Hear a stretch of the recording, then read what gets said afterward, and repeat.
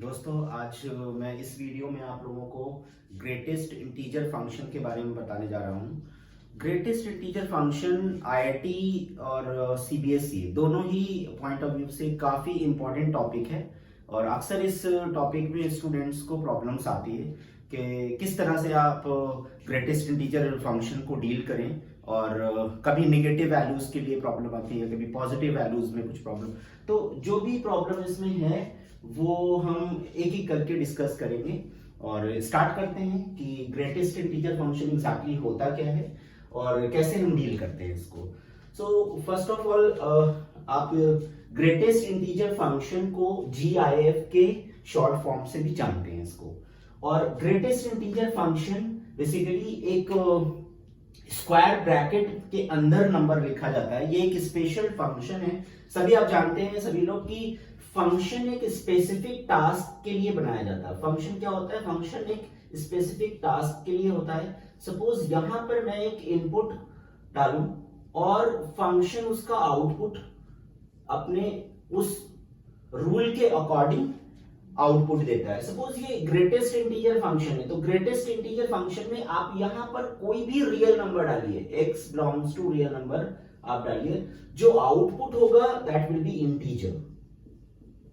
एक इंटीजर इसका आउटपुट आएगा।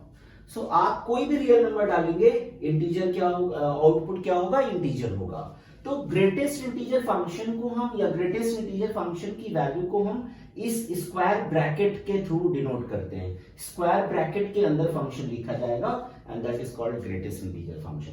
अब इसको कैसे वैल्यू फाइंड आउट कैसे करते हैं? जैसे कि greatest integer value of 1.2 that is 1। इसमें ग्रेटेस्ट इंटीजर इस 1.2 का हाईएस्ट इंटीजर वैल्यू क्या होगा? That is 1। 2.9 का हाईएस्ट इंटीजर वैल्यू क्या होगा? That is 2। 3.9999 till infinity. तो इस नंबर का ग्रेटेस्ट इंटीजर वैल्यू क्या होगी? सबसे greatest largest integer value x की, ये अगर x है तो इसकी ग्रेटेस्ट इंटीजर लार्जेस्ट वैल्यू क्या होगी? That is 3। सो इसी तरह से -1.3 की ग्रेटेस्ट इंटीजर क्या होगी वैल्यू? -2। अब ये कैसे होगा?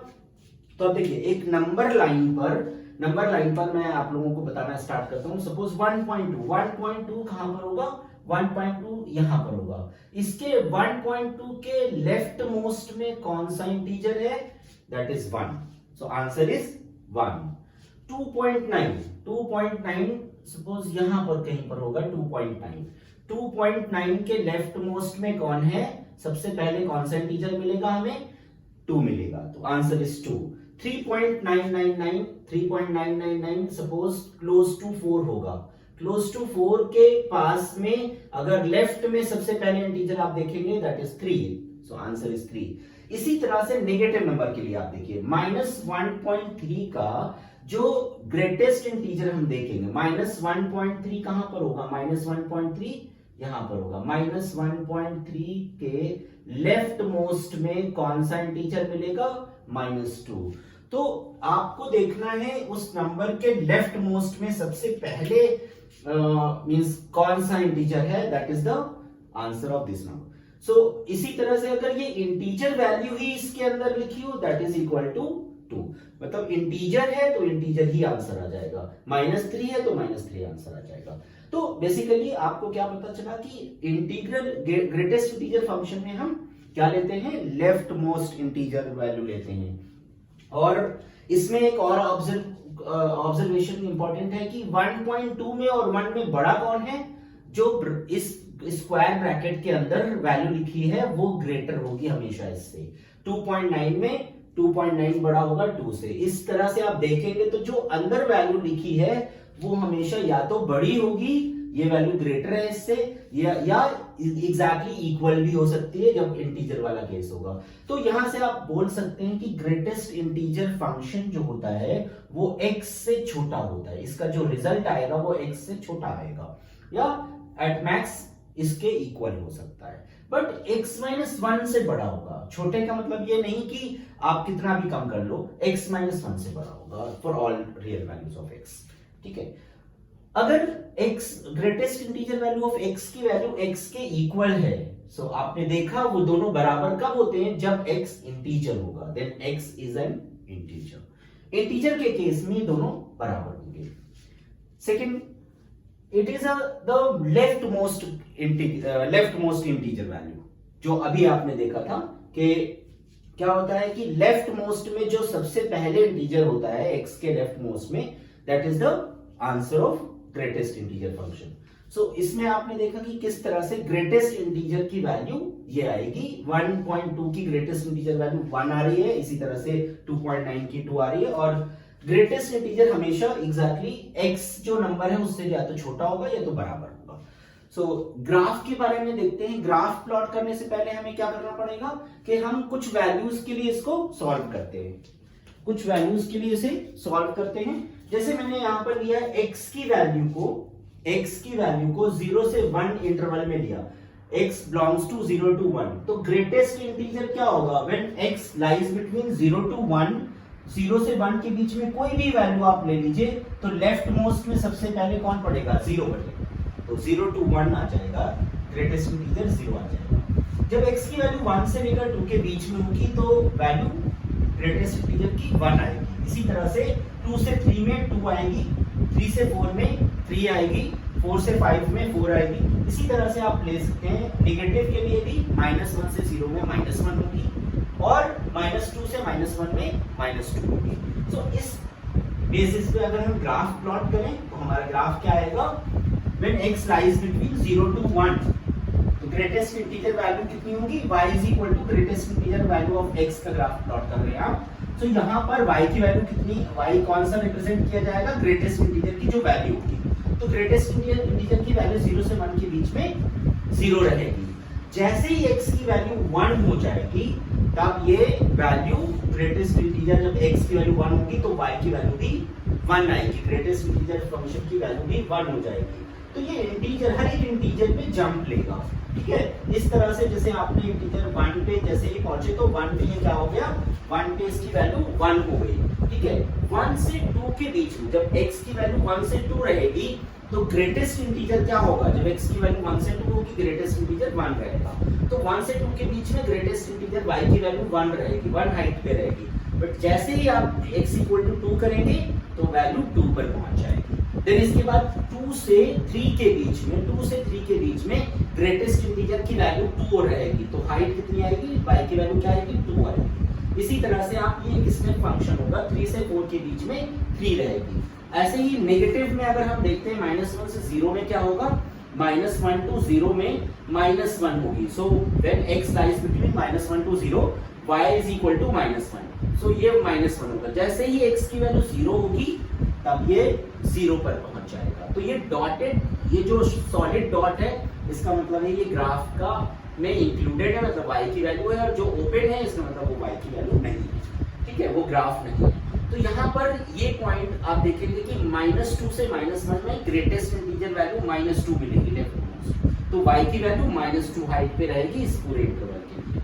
इसी तरह से -3 से -2 के बीच में y की वैल्यू -3 हाइट पे रहेगी, इस -3 हाइट पे, -2 पे -2 हो जाएगी। तो इस तरह से आप ये एक स्टेप फंक्शन है जो हर एक इंटीजर पे डिसकंटिन्यूअस है। आप देख रहे हैं कि आप इस तरह से भी लिख सकते हैं कि graph of y is equal to greatest integer value of x is discontinuous at every integer,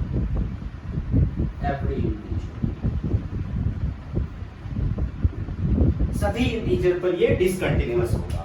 तो इस तरह से आप देख सकते हैं कि ग्रेटेस्ट इंटीजर फंक्शन क्या होता है। अब इसकी प्रॉपर्टीज के बारे में बात करते हैं। इसमें देखिए प्रॉपर्टीज क्या है ग्रेटेस्ट इंटीजर फंक्शन की। जैसा कि अभी आपने देखा कि ग्रेटेस्ट इंटीजर फंक्शन की वैल्यू हमेशा x से छोटी रहेगी या उसके बराबर होगी। तो प्रॉपर्टीज में देख लेते हैं।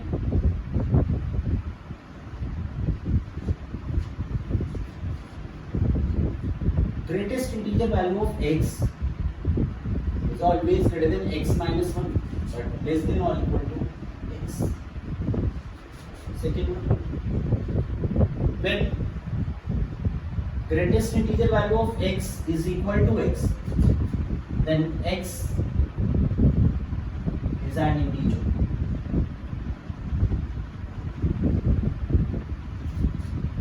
And greatest integer value of x whole greatest integer, that is equal to greatest integer value of x. आप कितने भी greatest integer बना लीजिए, ये integer हो जाएगा, और अगर ये इंटीजर हो गया फिर ग्रेटेस्ट इंटीजर की कोई वैल्यू, कोई जरूरत नहीं, क्योंकि वो फिर इंटीजर की वैल्यू लेगा हमेशा। सो इतने, इसके बाहर कितने भी आप ग्रेटेस्ट इंटीजर बनाइए वो equal to single greatest integer के बराबर होगा। Greatest integer value of x की में माइनस अगर लगाओ, minus times greatest integer value of x, तो minus time greatest integer value of x के दो केसेस हो सकते हैं। इसमें हमेशा दो केसेस बना करेंगे, एक इंटीजर के लिए और नॉन इंटीजर के लिए। अगर x इंटीजर है, if x belongs to integer, तो आप माइनस डायरेक्टली बाहर करके greatest integer value of x लिख सकते हैं। और अगर ये इंटीजर नहीं है, if x is not an integer, if x is does not belongs to integer, so आप जब माइनस बाहर करेंगे ग्रेटेस्ट इंटीजर के, तो आपको एक -1 बाहर लेना पड़ेगा। आप इस केस को आप कोई भी नंबर लेकर एक्सप्लेन भी कर सकते हैं, आप इसे टेस्ट भी कर सकते हैं। एक बार इंटीग्रल वैल्यू लेंगे तब तो सिंपल है। नॉन इंटीग्रल वैल्यू जैसे मैं लेकर देखता हूँ, जैसे -2.3 हमने लिया, -2.3 पर क्या होगा कि अगर हम इसकी वैल्यू देखें तो -3 आनी चाहिए। और इस प्रॉपर्टी के थ्रू आप देखिए, अगर हम माइनस बाहर करें 2.3 लगाएं और -1, बिकॉज x इंटीजर नहीं है, तो हम ऐसे लिखेंगे तो क्या आ जाएगा, इसकी 2.3 का ग्रेटेस्ट इंटीजर 2 आएगा, तो माइनस बाहर लगा हुआ है, -2 -1 देन इक्वल टू -3 आ जाएगा। तो दोनों से सेम वैल्यू आ रही है। सो इस केस में आप देख सकते हैं कि आपको एक -1 बाहर अलग से दिखना होगा। तो अब हम लोग इसमें देखते हैं कि ग्रेटेस्ट इंटीजर वैल्यू में अगर कोई ग्रेटेस्ट इंटीजर के अंदर इंटीजर लिखा है तो आप उसको बाहर लिख सकते हैं। For example, greatest integer value of x plus n is equal to greatest integer value of x plus n if n is an integer। हर प्रॉपर्टी में दो केसेस बनेंगे, अगर n इंटीजर तो आप उसको डायरेक्टली बाहर कर सकते हैं। x plus n is not equal to greatest integer value of x plus n if x n is not an integer। अगर ये इंटीजर नहीं है तो आप उसको बाहर नहीं लिख सकते।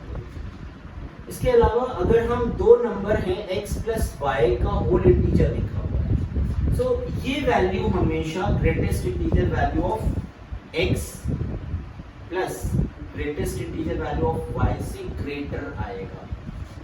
रीजन बीइंग कि आप देखिए, अगर आपको x का फ्रैक्शनल नंबर, x कोई भी नंबर हो सकता है, रियल नंबर, इंटीजर के केस में दोनों बराबर, equality holds when x and y both are integers.